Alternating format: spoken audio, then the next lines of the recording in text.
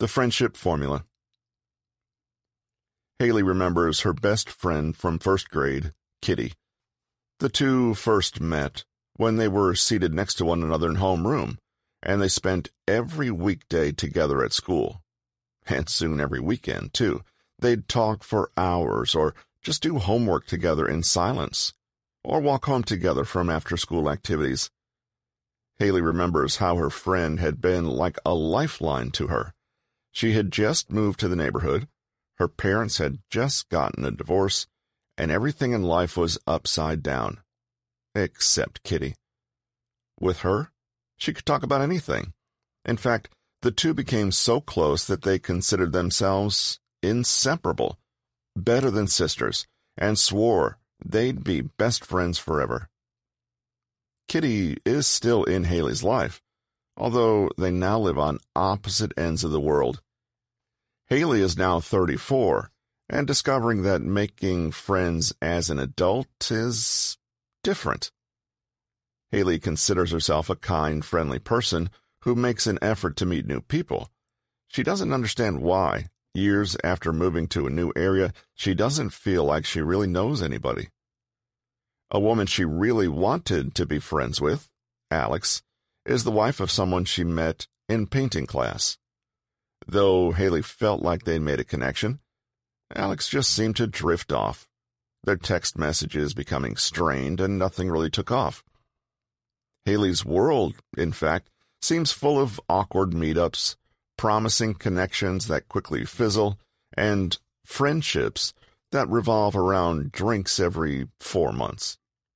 Soon, Haley is sick of hearing the phrases, "so busy," and "sure, let's get a coffee or something." Why was it so easy to make such a strong connection in first grade, and why is it so difficult now? Dr. Jack Schafer, former FBI agent and author of The Like Switch, has a theory that might have the answer. Schafer is a behavioral expert who first introduced the concept of the friendship formula. According to him, clicking with a person and becoming their friend is not some random bit of magic, but follows a predictable pattern. The formula goes like this.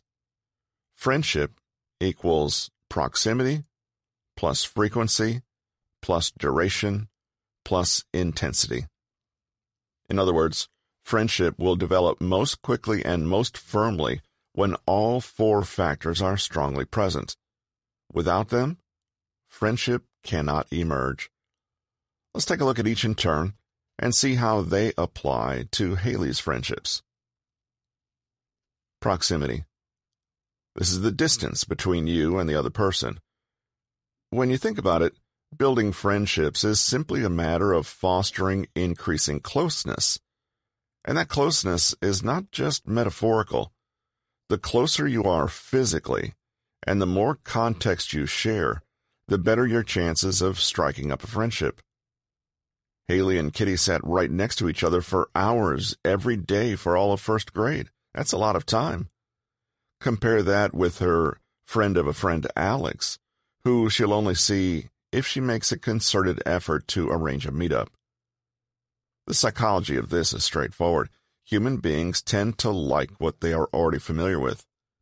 If you're spending a lot of time with someone, they become familiar to you. Sure, constantly being in someone's space doesn't necessarily mean they will like you. Siblings all across the world can attest to this, but it does mean that you will increase your exposure to that person. And if there is a potential for friendship, all that exposure will help you make something of that potential. Alex and Haley, on the other hand, are simply not in each other's world. They each have completely separate, different lives, and to find room in that life for someone else takes an active effort, an effort that people are sadly not too ready to make. Frequency. You can probably already see how Kitty and Haley's friendship was based on greater frequency than most adult friendships are. Greater frequency means a stronger chance of a friendship developing. Even if you can't spend a lot of time with someone, it's still worth something to frequently spend time with them. Consider a long-distance marriage where the couple spends only 1 day a month together. Now consider a different long-distance couple who only spends 12 days in a year together all at once. Which couple do you imagine has the greater chance of staying connected? Both spend the same amount of time with one another, but the latter couple has more frequent contact, and this naturally leads to a stronger sense of bonding. It comes back to repetition and familiarity. The more frequently you engage with someone, the more they feel like part of your world. There are simply a greater number of opportunities to share, to communicate, to become part of one another's experience. You might wave hello and say 1 or 2 sentences to your neighbor every single day for years, and genuinely come to think of them as a kind of friend. One day you might meet a person and have a deep and meaningful conversation with them for hours, but never see them again. The connection with this latter person is definitely deeper and more satisfying, but you probably don't consider them a friend. Duration. As we've seen, friendships can be formed in short, frequent bursts, but all the better if they have the luxury of time on their side. If you add up the total time that Haley and Kitty spent together, it probably borders on tens of thousands of hours. If you add up the total time Haley and Alex spent together, it's probably around 30 minutes. Even though Haley and Kitty were joined at the hip, even they weren't that interested in one another after only 30 minutes. Friendship takes time to build. You're probably wondering if this is a catch-22 situation. People only spend time with those they're already friends with, but how can you make friends with someone until you spent a lot of time with them? It's true that adult friendships are plagued by this very problem, but understanding this snag means you're best positioned to get around it as quickly as possible, which is exactly what we'll be doing through the rest of the book. Intensity. The final variable in the equation is how well you are able to satisfy another person's needs during any social interaction. The more you can, the better the chance of striking up a friendship. Siblings are a great example of how even people with high duration, frequency, and proximity in their interactions don't necessarily become friends. They may not meet one another's emotional needs. In fact, they may actively get in the way of them. Siblings who get on well, on the other hand, often do so because they have a connection based on mutual support through a shared challenge, or else they've come to help one another with their respective needs, i.e., they have intensity. Haley and Kitty found a safe haven with one another. They had long, intense talks about their secret feelings and helped one another through the tough times. Compare that to Haley and Alex. Both are independent, self-sufficient adults with husbands, children, and fulfilling jobs. Their lives are full. To put it bluntly, the mutual emotional need for that connection is simply not as strong. Incidentally, flagging intensity is a big reason for the failure of already established friendships and relationships. It's the reason a couple complain of lack of connection when they spend every day together. Because when they are together, they're both distracted, staring at their phones, or occupied with low-level chit-chat. As they lose intensity, they lose connection. To return to the equation, you can see that friendships will develop according to the sum of all these 4 elements. That means that one element can be relatively weak if another compensates by being extra strong. Consider these examples. 2 colleagues work together and happen to spend a lot of time doing the same hobby, too. There's not much intensity, but they make up for it with plenty of proximity, duration, and frequency, and consider one another good friends. 2 old college friends have long since moved to different countries and now only see one another yearly for a long Christmas vacation together. They spend a full 2 weeks together catching up. They lack proximity and frequency, but they have plenty of intensity and spend hours together, just all at one time. This has kept their friendship going for decades. Two people live on the same block, and over time have come to an arrangement. They collect one another's packages if they're out, and they pass on messages or check in on the houseplants if the other one goes away for a few days. Despite being two completely different people who move in different circles, they've become friends. They have very low duration. They've seldom chatted for longer than 5 minutes at a time, but high intensity and frequency since they regularly meet one another's needs. Though all sorts of combinations can and do come together to make a friendship, naturally there are lower limits, and if the total package comes below a certain threshold, a friendship simply cannot develop. This is what happened with Haley and Alex. They have low proximity, low duration, low intensity, and low frequency. Haley thinks, "I don't understand. We got on so well together, and we both really wanted to get to know each other better." But Dr. Schafer would say that friendship has very little to do with how much people like one another or how similar they are. He might point out, in fact, that many good friendships can form even if people are quite different or annoy each other sometimes or come from wildly different backgrounds. You can probably prove this to yourself by thinking back to your own childhood friends.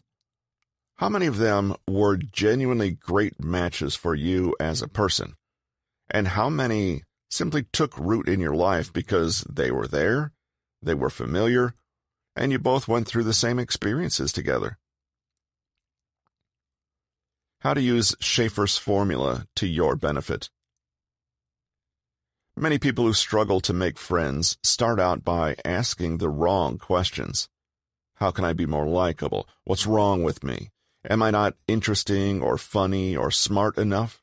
Why don't they like me? Instead, take Schafer's advice and deliberately find ways to increase proximity and the duration, intensity, and frequency of your interactions with people. Here's how. 1. Start by increasing proximity. Your goal is just to get them comfortable with you being around so that you start to feel more and more familiar. The big caveat here is to do this slowly. If you push yourself on people, they'll perceive you as a threat. 2. Once proximity is established, gradually increase the amount of time you spend with that person. At the same time, slowly increase frequency too. 3. Only after you've done the above can you start ramping up the intensity by talking about more in-depth things or revealing a little more about yourself. 4. If the intensity part goes well, the cycle should repeat, with both of you seeking out more proximity. Over time, a friendship is established, and the same 4 factors help to maintain it over time. Granted, this seems like a pretty easy process, and it is. It can take time, however, and the biggest reason for failure along the way is impatience.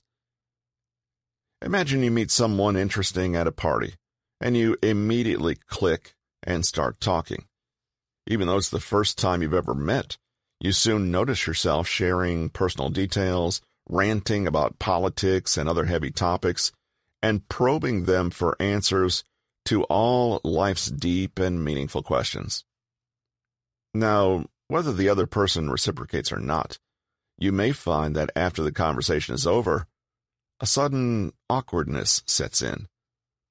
By skipping the parts where you build proximity, frequency, and duration, you risk going too far too soon. If you've ever formed an intense connection with an instant friend who then disappears after a month of knowing you, this might be the reason why. On the other hand, it's not enough to only increase proximity and so on. The old advice to find friends at shared interest groups or hobbies is good advice, but it's just a starting point. If you are regularly spending hours every week with people, but you never increase intensity or ask them to hang out outside of those scheduled times, chances are the friendship won't properly launch.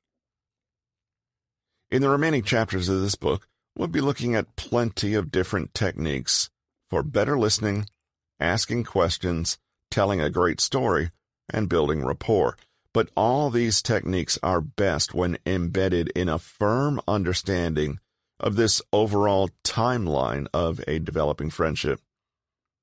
Even the wittiest of banter and charming conversation won't help if you're only at the first stage of gently increasing proximity with a potential new friend. The rule is, go slow. Take your time and build up each successive interaction on the previous one. Put it into practice. Look around your social network and identify one person who is an acquaintance, i.e., someone you know but don't know very well. How often do you spend time with this person, and for how long? Do you meet one another's needs in any way? Once you've quickly appraised the current status of the relationship, decide on what you need to do next in order to create more closeness. You will probably need to increase proximity or frequency first. How could you do that? This is not necessarily about inviting them out somewhere or conspicuously asking them to be your friend. Although if this feels right to you, you can do this. Instead, become curious about how you might start gently building value in one of the 4 variables. You don't need to commit to a lifelong relationship either. Just take action and see what happens. This has been Make Friends Easily: How to Charm and Connect in Record Time, written by Patrick King, narrated by Russell Newton. Copyright 2023 by Patrick King. Production copyright by Patrick King.